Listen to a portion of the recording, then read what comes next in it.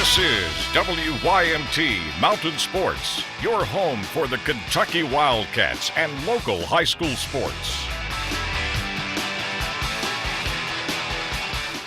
Well, the last 6 quarters of football for Kentucky have not been anything close to what the Big Blue Nation expected in year 4 of Mark Stoops' tenure. Just 1 touchdown in those last 6 quarters, and that 1 touchdown came in garbage time at Florida. Kentucky swallowed up in the swamp Saturday, 30th straight loss to the Gators. The Cats fall to 0-2 on the season. They just couldn't get anything going, and Coach Stoops says, in a way, they just have to wipe the slate clean. To a point, yes. I've never been one to just wash a game. We have to all be held accountable for what we do. I know that, and that starts with me. So we've got to look at all the things we're asking these players to do and what they've done and what they can do better.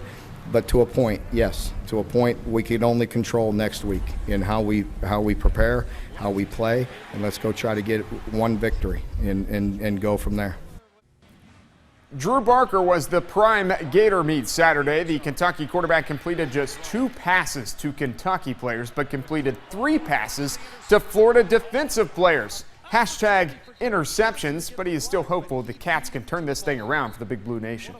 Yeah, we definitely need to learn from, what has happened. I kind of agree with Coach Stoops where we don't need to start over completely, but we just need to learn from everything that's happened the past 2 games and the goods and the bads, and take out both of them and just really learn from them and come together as a team. And, I think we can get it turned around for sure. It's only 2 games out of we got 10 more left, like you said, so still very optimistic.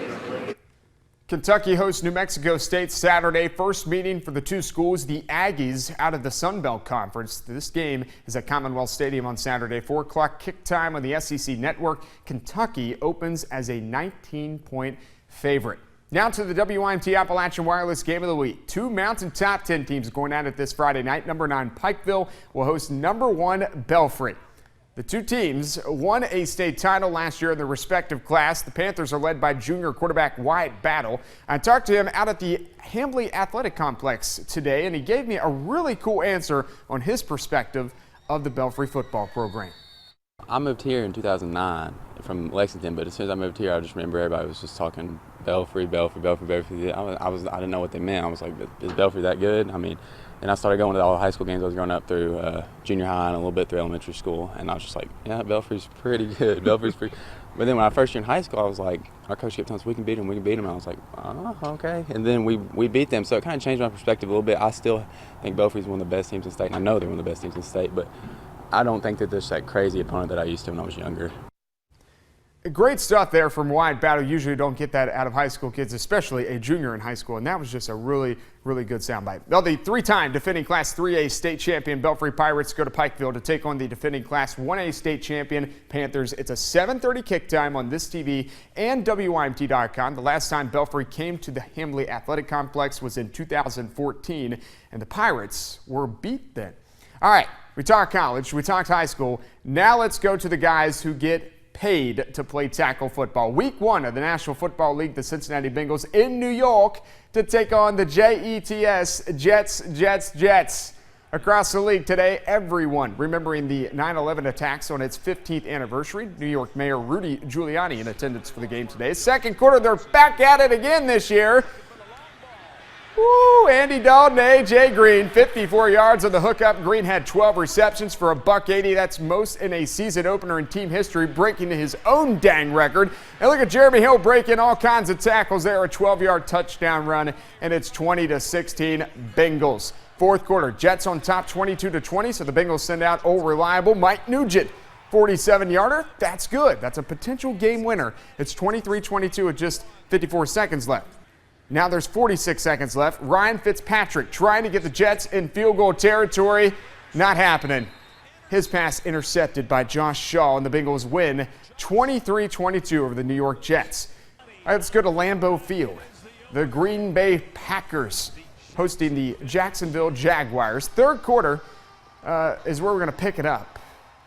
Aaron Rodgers fires it out to former Kentucky Wildcat Randall Cobb. He's got it. He's got it. One of 6 catches on the day for Cobb. Nice catch there. 52 total yards, no touchdowns for him. But here is a touchdown for you and another great snag.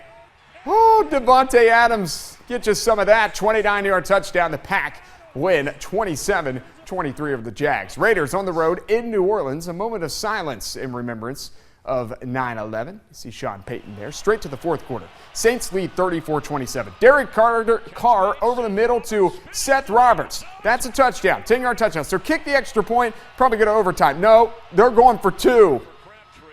Carr throws and finds Michael Crabtree for the conversion. First team to score a go-ahead 2-point conversion in the final minute of the fourth quarter since the Broncos did it in week 2 of 2008. All right, the Saints, they get in field goal range, but Will Lutz kicks a 61-yarder.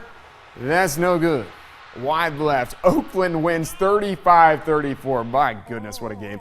No Teddy Bridgewater, apparently no problem for the Minnesota Vikings. That's because the Titans, they just couldn't hold on to the football. Marcus Mariota picked off by Eric Kendricks, and look at this guy go. He's a rumbling and a tumbling. The celebration afterwards, you know he had to plan this in the back of his mind for a while. I mean, yeah. 77 yards for the pick 6, and then in the fourth quarter, Mariota pulls the ball on the read option, and oh, it cost the football up. Daniel Hunter, he's a scooping and a scoring from 24 yards out. That's some scoopage.